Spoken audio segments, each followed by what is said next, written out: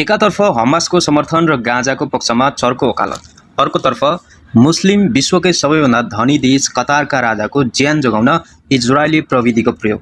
सुन्दा अनौठो र पत्याउन गाह्रो लाग्न सक्छ, तर यो कडा सत्य हो जसलाई विश्वभरिका मुस्लिम समुदायले एउटा ठूलो धोका वा राजनीतिक विडम्बनाको रूपमा हेरिरहेका छन्। आखिरी के हो त कतार र इजरायल बीचको यो गुप्त हतियार कनेक्सन?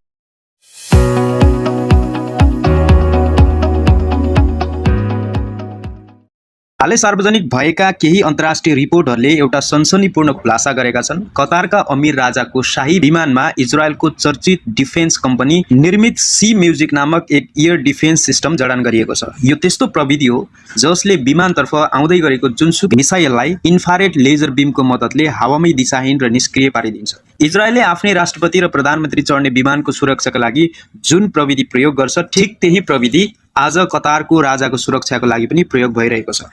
यो खबर सार्वजनिक भएसँगै विश्वभरिका मुस्लिम समुदायमा एउटा गहिरो खिन्नता र आक्रोश पैदा भएको छ। सर्वसाधारण मुस्लिमहरू सोधिरहेका छन्, एकातिर कतारले आफूलाई प्यालेस्टाइनको सबैभन्दा ठूलो मसिह दाबी गर्छ, तर आफ्नै राजाको सुरक्षाको लागि भने इजरायलकै खुफिया प्रविधिमाथि भरोसा राख्छ। के मुस्लिम देशहरूको इजरायलप्रतिको दुश्मनी केवल देखाउनका लागि मात्र हो? कतारको यो कदमले मुस्लिम देशहरूको दोहोरो चरित्रलाई छर्लङ्ग पारेको छ। भू राजनीतिमा भन्ने गरिन्छ, न कोही स्थायी शत्रु हुन्छ न कोही स्थायी मित्र। कतार र इजरायल बीचको यो व्यापारले प्रमाणित गर्छ कि पर्दा पछाडि धर्म र भावनाको राजनीति जे जस्तो भए पनि पर्दा पछाडि आफ्नै सुरक्षा र स्वार्थ नै सबैभन्दा ठूलो कुरा हो। कतारको यो प्रविधि मोहले आज विश्वका करोडौं मुस्लिमहरूको भावनामाथि गहिरो चोट त पुर्याएको छ नै, सँगै एउटा ठूलो प्रश्न पनि खडा गरेको छ कि मुस्लिम देशका शासकहरूका लागि जनताको भावना वा इजरायली प्रविधि बढी भरपर्दो छ? यस विषयमा तपाईको विचार के छ? कमेन्ट गर्न सक्नुहुन्छ र नेपाल टाइमलाइनलाई सब्स्क्राइब र भिडियोलाई लाइक गर्न नभुल्नुहोला। धन्यवाद।